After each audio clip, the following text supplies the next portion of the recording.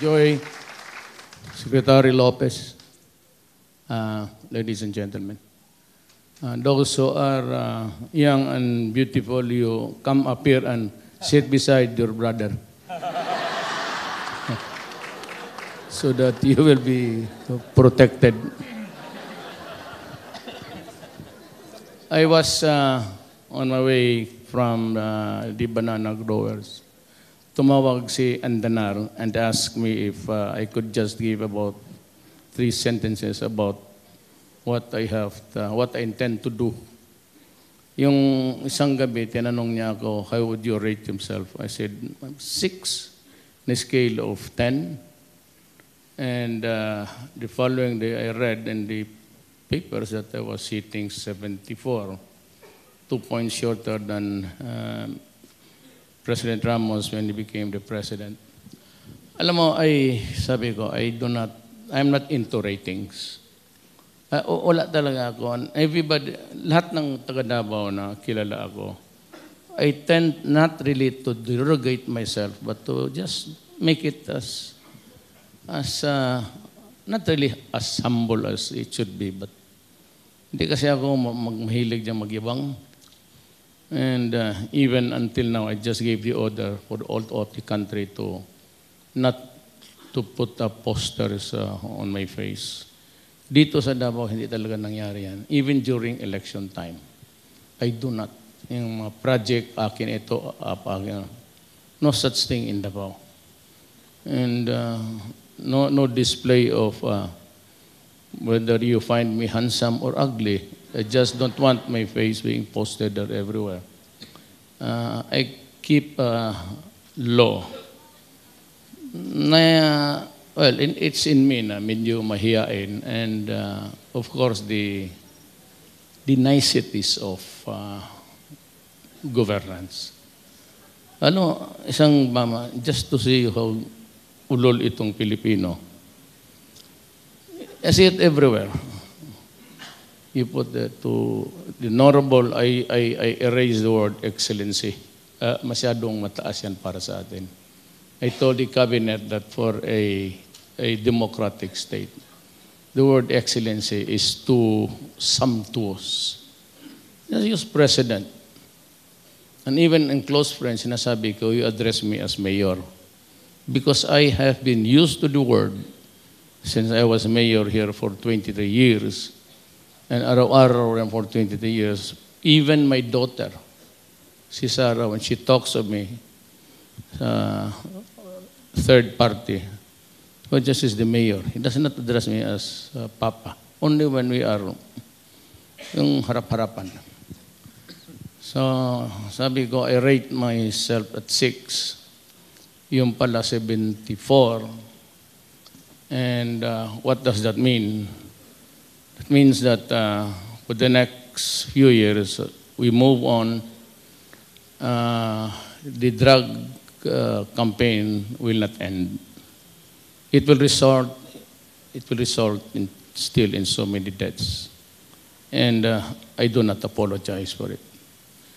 One thing is sure is that I've been telling the law enforcement agencies, the police and the military, because they are into it also, I said, if the guy is to be arrested, you just announce your authority, and if he resists arrest and puts up a violent resistance, kill him. That has been, and I will not renege on that. There shall be no reduction either in substance or in form. Ayaw ko talaga ang droga because if I do not interdict it now, I am not into a hubris mode, but looking at the politicians in the horizon. If I go out suddenly, then alam ko na mahirapan ang Pilipinas. Mahirapan ang Pilipinas kasi I do not think that they would have the stomach for this kind of things. Mag-order sa dami mo na patayin mo yan. Ginagawa ko yan because I know from where I stand. sabi ko, I repeat, if I do not interdict the problem now, magkakaroon tayo ng problema, generational, for the next generation. Kawawa yung mga anak ninyo ngayon, for me, yung mga apo ko, malalaki na yung anak ko. At yung may mga grade school ngayon, delikado talaga kayo. Delikado kayo. So somebody has to do it for the Filipino. Well, it's always a matter of maybe destiny. Maybe God placed you there to precisely to do the things that must be done to help the Filipino. At ako naman ho, I just read it from a overseas-based opinion writer about me being ousted by people power. Be my guest. I don't give a shit. You know, I became mayor contrary to what was my expectations in life when I was young.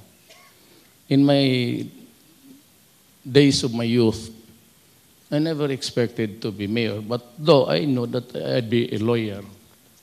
But all I wanted, and it is a history here in Davao City, if you ask them, that all I wanted was a promotion from a prosecutor to be a judge.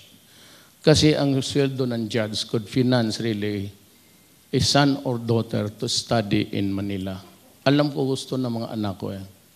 Inday, for one, wanted to take up law sa my school. So, ang sweldo kasi ng fiscal, kung medyo diyan ka lang, could hardly cope up with the expenses of 2 or more children in Manila. Just only have one. Ang akin naman, yung vice mayor, you should have invited him to teach about business. Hindi masyadong So nagtanan pa tuloy, so it was Inday. So suddenly she was there, kumuha ng law. Itong vice mayor, ewan ko kung anong natapos niyan. Home economics or hotel HRM. Ganyan yan. So, yun lang ang gusto ko. Lahat na itong expectations what evolved in my life were the very opposite of the things which I really was looking at into my future. So it's a matter of destiny. So I would say that I became mayor because of destiny. I became a vice mayor because of destiny. I became a congressman because of my destiny. It was not in my actuarial computation sa buhay ko. Ngayon, nandito ako. I have this sacred duty to take care of my country and people. Mamatay ako, sabi ko, I've said this several times, I'm putting at stake on the table my honor, my life, and even the presidency. These things, it does not mean to me at all. Basta ako magtrabaho lang. If I am there for 1 year only, then so be it. It is already written in my destiny that we president for 1 year. If I am ousted, then it is also written in doings that I'll be there and I'll be ousted. And if I die, with more reason that it's really a part of your territory, of your life in this world. So it doesn't really bother me at all. Pag sinabi kong gawin ko. And I did not look back when I started. Maraming patay, problema mo yan, ginusto mo, ginusto ko rin. Kung anong aabutin natin sa buhay na ito, di hanggang dyan lang tayo. Yung lang lahat dyan namatay, you think of me and we're almost the same. That is your destiny to die, to go into drugs, you hurt people, you destroy the generation. Drugs, it starts not even sa actual taking. It starts with the family. Yung may makilala mo kayo dito, rich or poor, what will be the immediate impact? The immediate impact is you have a dysfunctional family. Maghiwalay ang asawa, magkagastos-gastos ng sa rehab, almost spending 4 million, 5 million. And you know very well that one day they would slide back. Kasi sabi nga, ang Amerikano nga ang sabi, 6 months to 1 year, shabu-shabu ka araw-araw. It will shrink your brain. And if the brain is shrunk, then rehab is no longer viable. So now we have hit the 3 million mark. I really do not have an accurate count of how much or how many of them have shrunk brains. But we have a problem. That is an enormous number. And you should not take it lightly because this 3 million plus the 7 that surrendered during my time would place it, we are still receiving surrenderies. And by the end of the year, expect to the number to breach the 1 million mark. I remember that I talked to Widodo sa Laos, and we're friends. And I said, Adre, ilan sa iyo? Estimate niya 4 million. And I played with my, we did some comparison. Indonesia is a big country. But 2-3 great islands there. And the population is almost 240 million. Mine is a small country, archipelago, a long coastline, kasi paikot-ikot ka dyan sa island. And I have 1 million for, and I am a very small country. Now, the 3 million computation was done by Santiago, General Santiago, during his time. I was not yet president then. I was mayor. And I knew the seriousness insofar as my dimensional, kung saan ako papasok. And I was very strict here because I know it was dangerous. Talamak. And then I know na pag hindi ko talaga hitreatan to, masisira ang aking syudad. I was only concerned with my city, but at the time, I warned everybody that if you are a drug pusher or a syndicate, and you're operating here, and the apparatus and all the pusher, you better get out. Yung mga kidnappers, ransom or whatever, kasi pag hindi, papatayin ko kayo. At ginawa ko talaga. This is the problem about it. Many lost their lives. Ngayon, when I'm president, gano'n rin sinabi ko. Do not do it. Remember, right now, I was on a platform of only 3 big major issues. Sabi ko, I have to stop corruption in government. Or else we go nowhere. Maniwala kayo. Pag hindi kayo tumulong sa akin, then I said I would stop drugs, if possible, and suppress crime.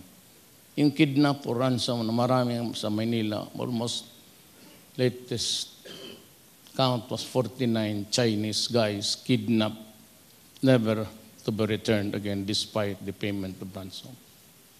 Ito yung mga talagang hindi kita mapalusot. Dito sa Davao, magprangka ako, nanyan yung video. Mag-rape ka ng bata, patayin mo dito. 18 months old. Putang ina, patay ka talaga. May kita ba abutin ng presidente, i-intercept kita somewhere. Hindi ako pwede ng gano'n eh.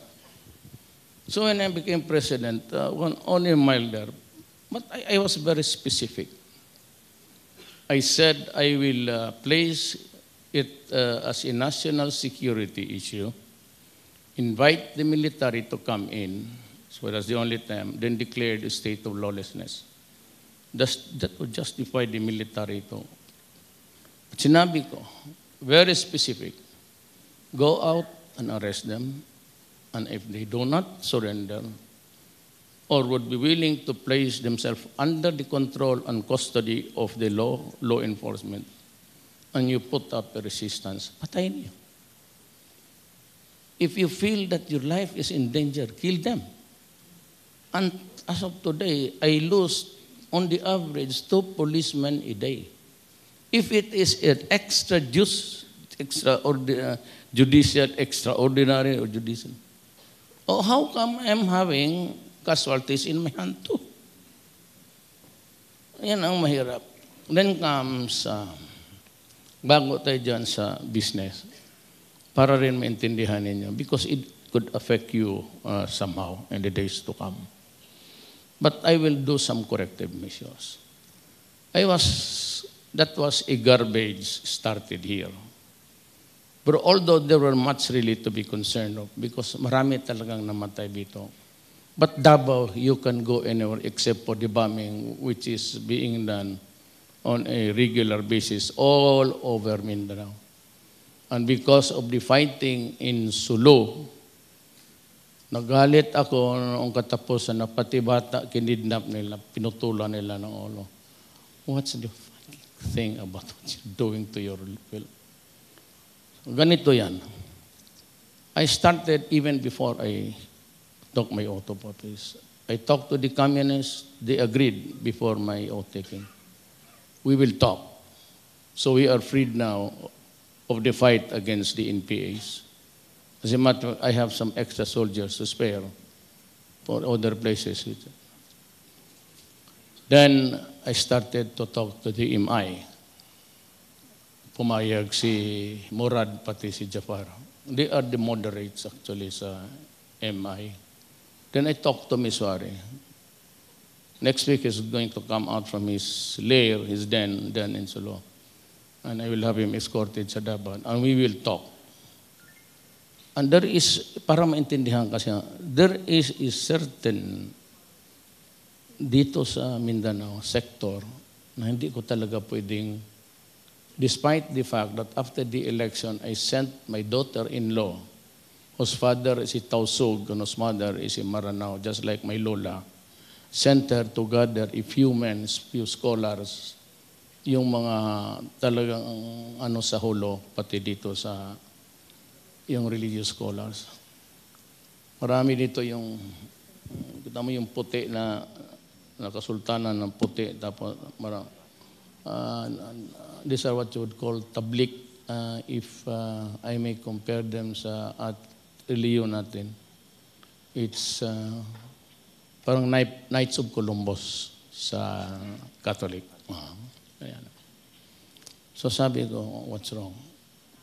Then they started to rattle off so many things. But I remember that there was an ANC interview of Tatad, si Lozano, at si marami sila, yung mga matatanda na nagmamakarunong na I said that Duterte is dwelling on the past. That was 100 years ago. Actually, that hindi galing sa akin yan. Galing yan doon sa mga tao, scholars na kinausap ko dito before I was sworn in. Sabi ko, why can't you participate with NOR, MIMN, so that we can just talk about peace in Mindanao? Sabi nila, Mayor, we will talk to you, but we will never negotiate peace with you. So what's the reason? What's bugging you? Because of what happened to us. Sila yung nag-produce ng pictures. It did not come from me. Yung pictures, the Filipinos at the time had no Polaroids. Wala namang instant. We got it from the archives of the U.S. Congress. Yung mga picture ng mga moro na dump on one hole. And there was, ginamit pa ng postage, may postage. Ang picture, ang Amerikano na sundalo, nakaganon yung paa niya sa dibdib ng babae, piled of bodies there. Then they showed me the picture and they gave me some picture. They showed me the originals yung nakuha nila. Ayan. So this cannot be a thing of the past. It will always be present in our humanity. And so we will not talk about peace for as long as there are soldiers who are here in Mindanao. We see them in the military camps. And I think there are about 119 of them here. Because you are still fighting us. The Americans are still fighting us through your government forces. Because you are the continuation of the Americans, and the Americans, the continuations of the Spaniards. There was this Philippine-American-Spanish War. They lost. So the Philippines, as one of the territories conceded by the Spaniards to America, kasali ang Guam. Guam Marsana. Kaya ang mga pangalan sa Guam, puro Spaniards. Pareho sa atin. Yung mga Guaminyo, because they were first conquered by the Spaniards.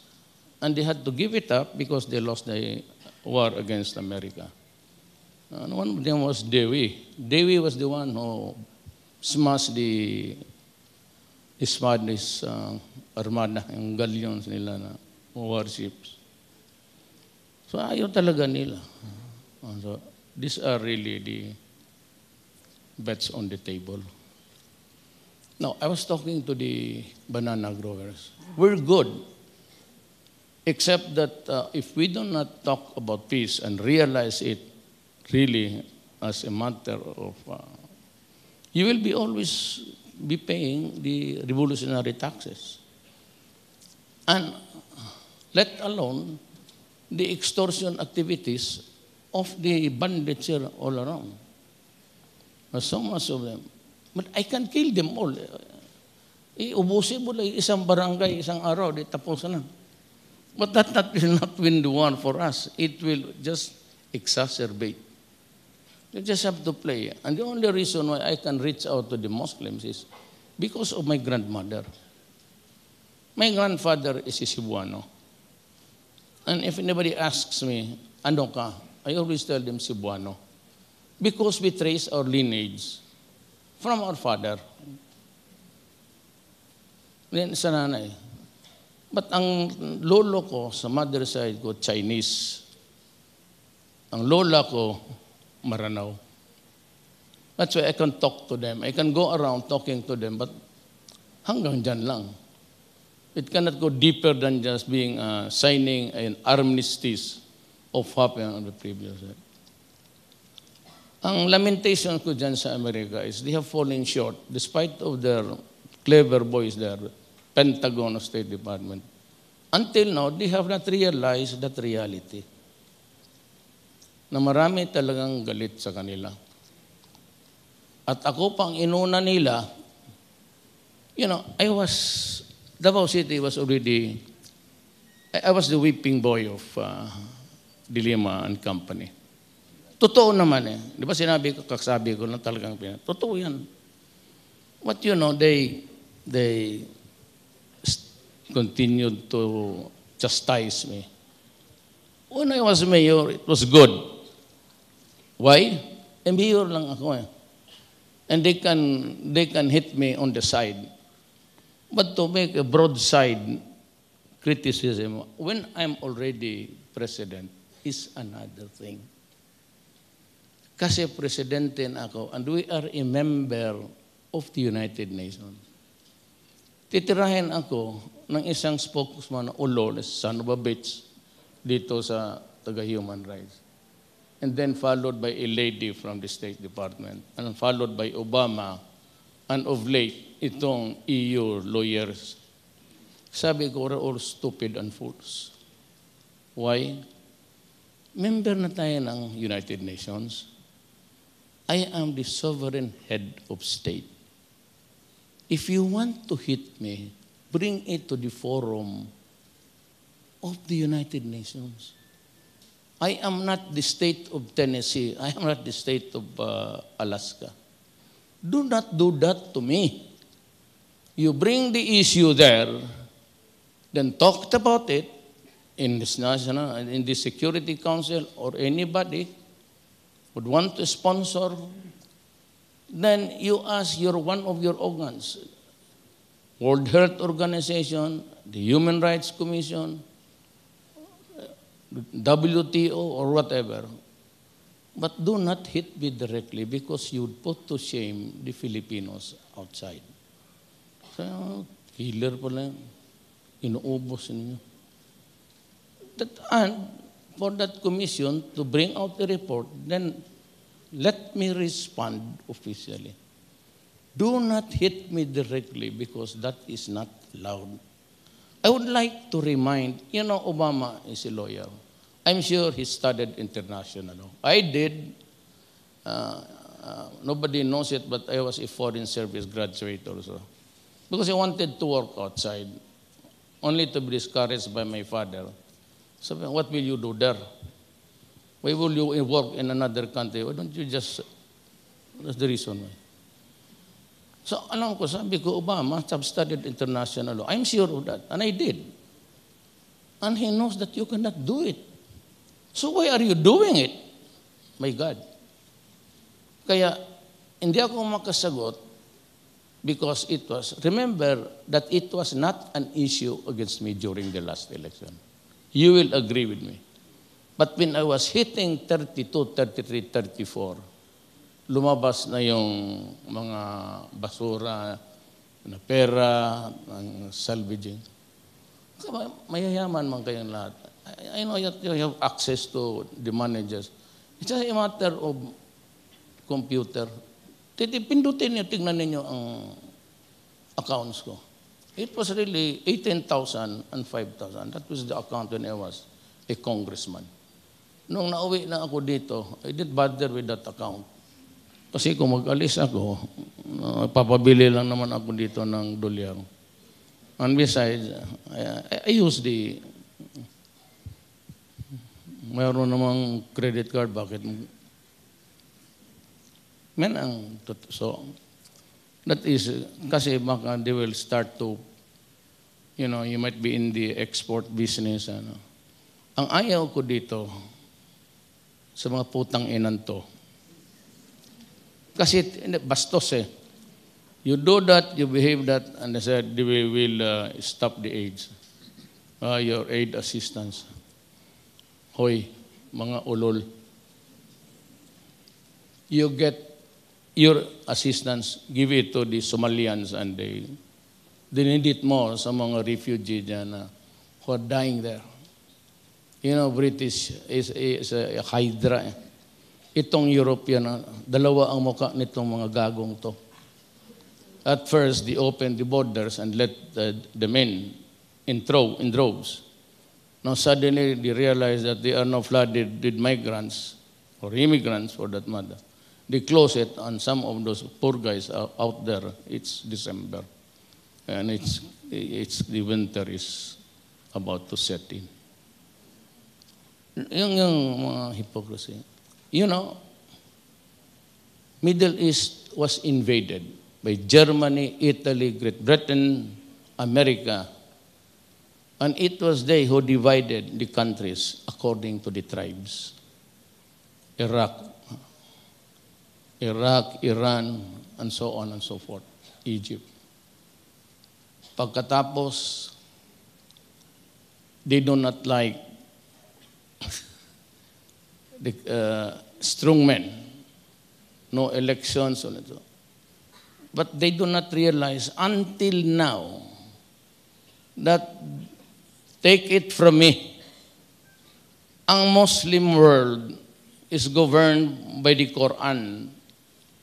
And the Quran is fundamentally feudal. It is not by election, but by the tribes. It's written 3,000 years ago. Pati ang Bible natin, it's 3,000 years ago. Ano ba ang pakialam ko kung saan si Moses nagbaba ng bukid o sa Mayon o sa Mount Apo? But they think it is antiquated and should be changed. Hindi mo pwedeng look at Iraq. On a pretext of mass destruction, weapons. Wala naman talaga noon pala. So what happened to Iraq? It's in shambles. They undermine Libya. Libya is a failed state. Now they're eating up Syria.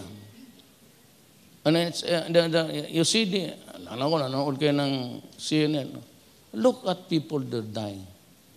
And yet they have just to go because itong left, sinakyan. No, not the left. Brother, the yellow rode on the issue. And they like to see their opponent pictured as a... That will not deter me, mind you. Whether I sink or go up, it will continue until the last poser is out of the streets. And what?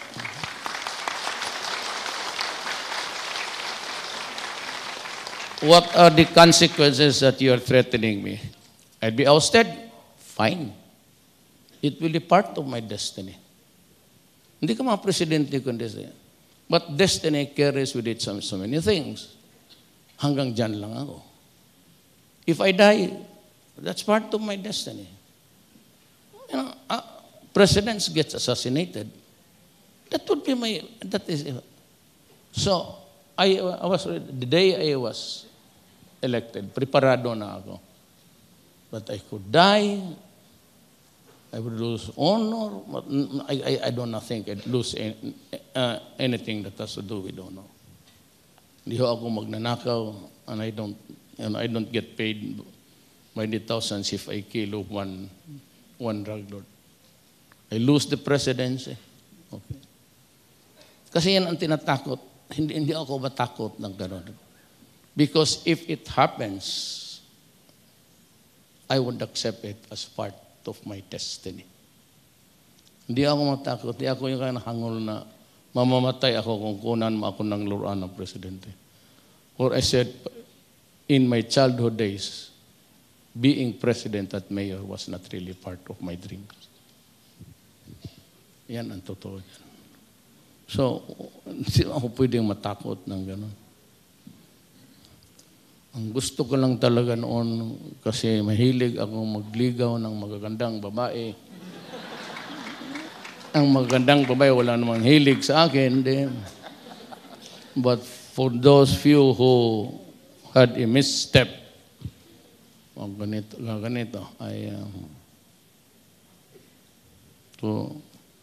now, baka magkaanuhan ito, yung small negosyo. I would say that after a visit sa China, things would improve a lot. Maybe or maybe not, I would have enough money to play around to fund things like Go Negosyo. Make it more.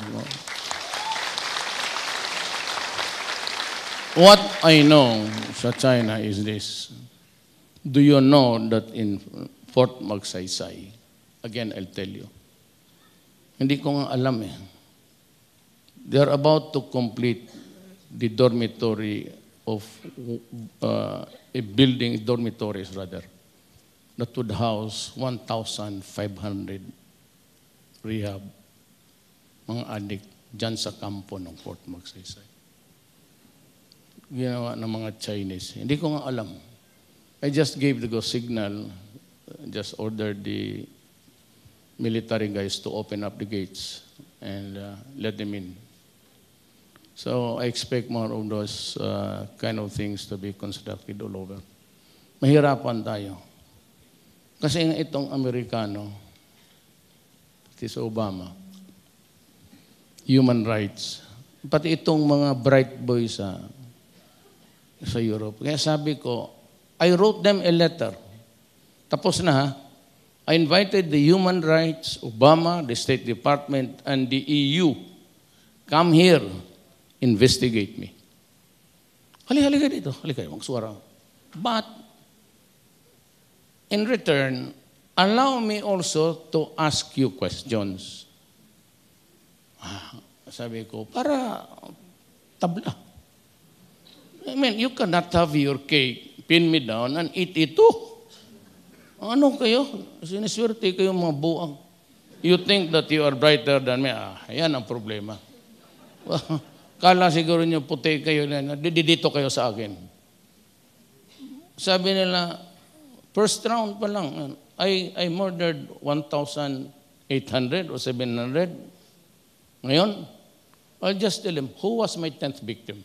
What was his name? What did I kill him? For what and how? Hindi ako sagot, si putang ina, umuwi ka na animal kasi paeng kita dyan ngayon.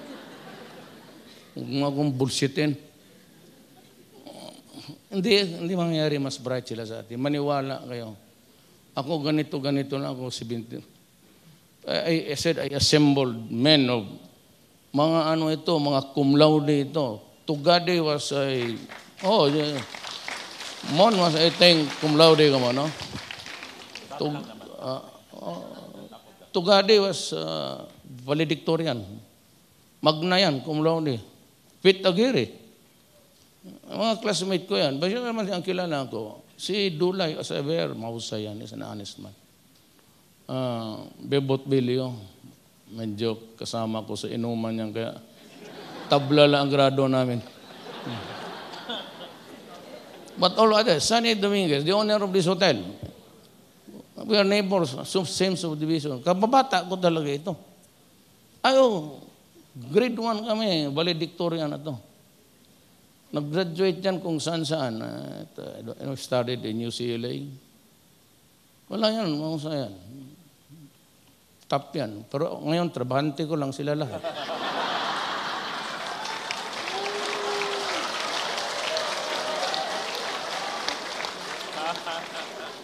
Ako 75 lang.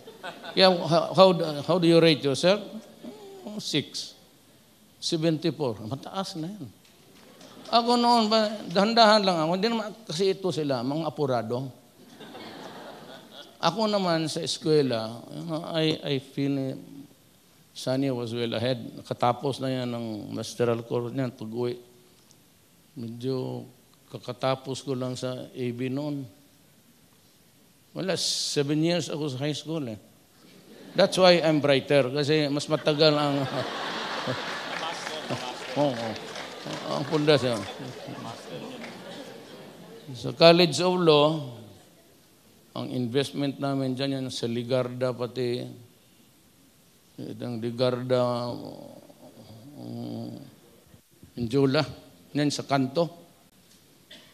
Ice cold beer. Chilled. Ayan, sige basa libro. Wala sa library. Diyan lang.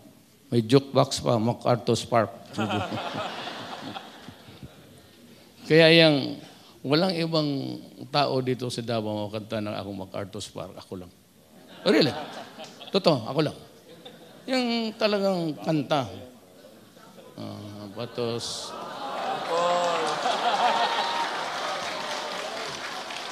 So let's talk back to business. Shut up, guys.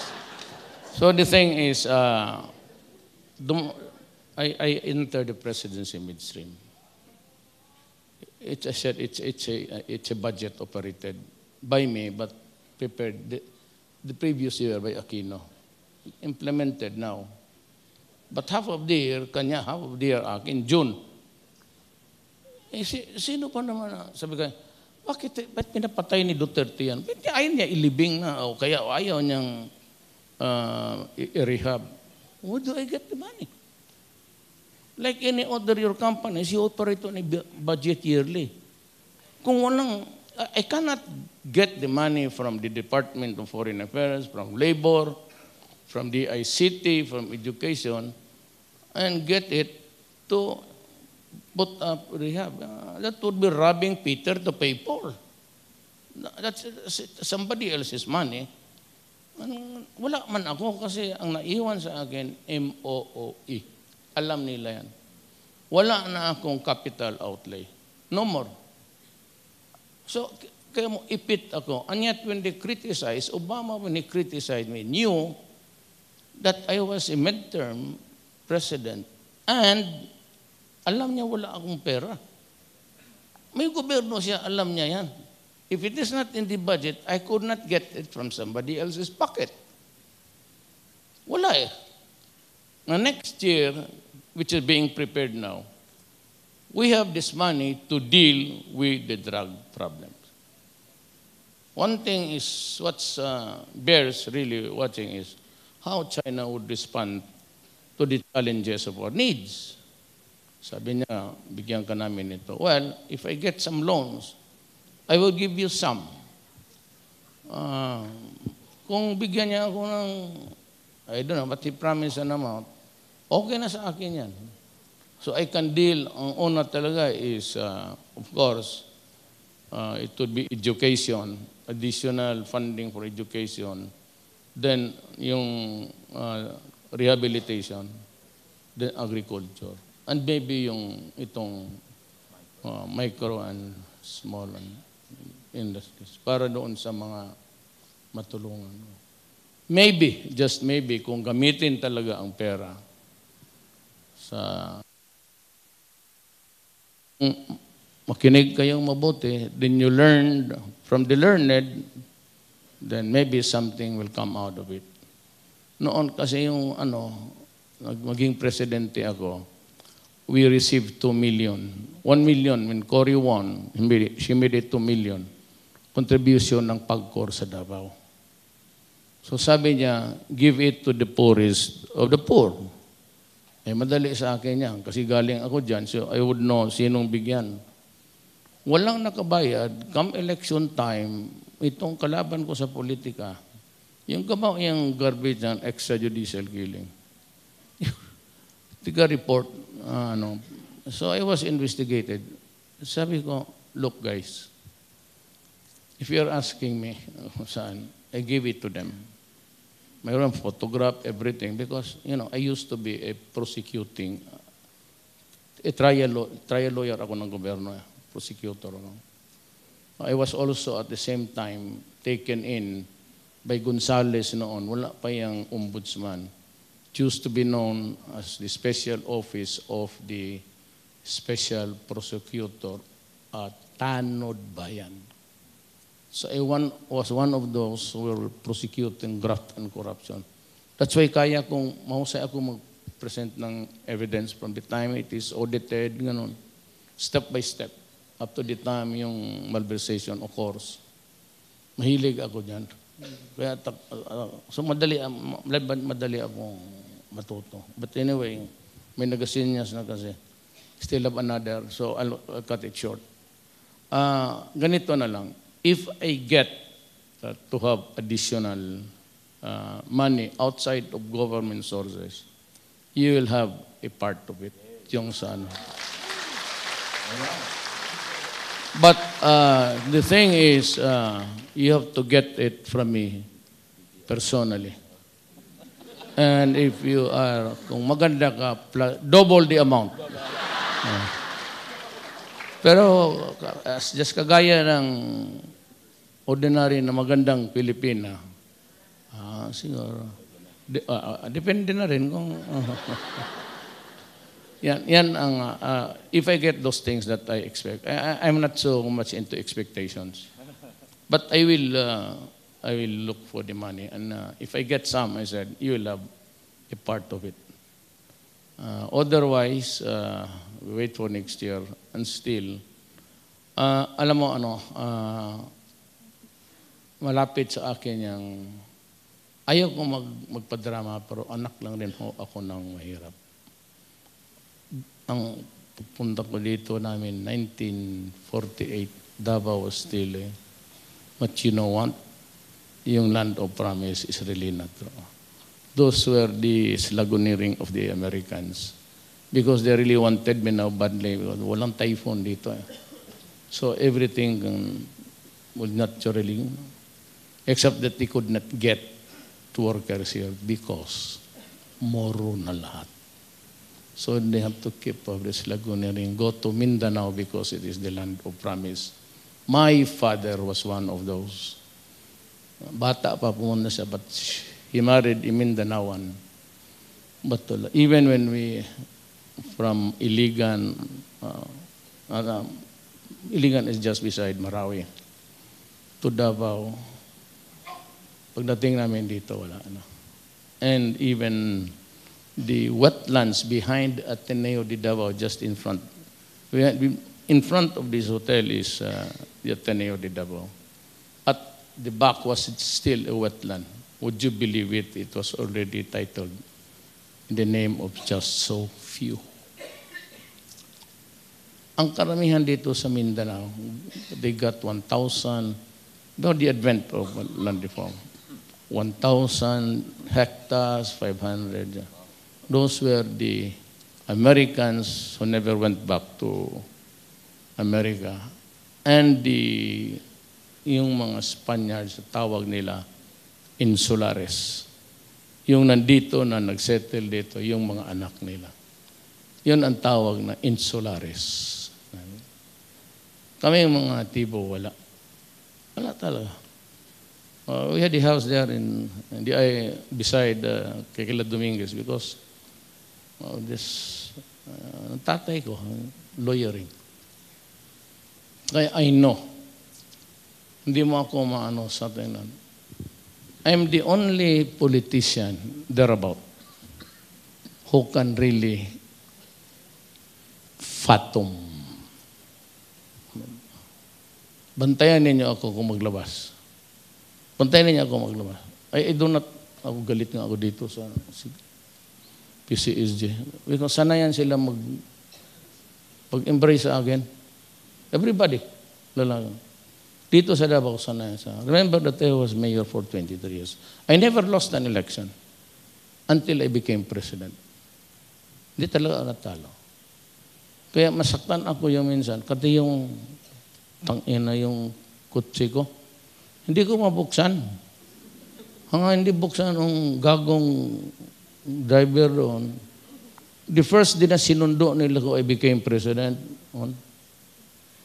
Na 1 kilometro. Sa bahay pa lang, maliit yung subdivision niya, makitig. You should go to my village. My house is very small. Nandyan ako sa teacher's village. Dangdangan ko na 1 kwarto because nanganak yung asawa ko. Hindi kami pwede sa kama. Ayaw ko rin matanda na ako. Nagpagawa ako ng kwarto. Ang bahay ko, ganun, tapos may parang chimney. Tapos may room. So, may anak na ako ng mahirap. But hindi ako yumaman hanggang ngayon. But in the process, I got the best of politics. I never lost an election. It was always a landslide. And even the president won landslide. Ang problema nito, baka may slide ako. Salamat po.